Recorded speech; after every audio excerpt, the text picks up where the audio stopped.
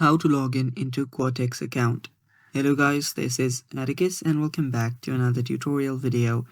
In today's video, I'll teach you guys how you can log in into Quotex account in your PC. So without any further ado, let's dive right into it. The first step is, of course, open up your web browser and simply search for Quotex.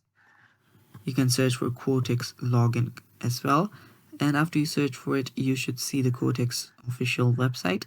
You will find the option, the website called qxbroker.com.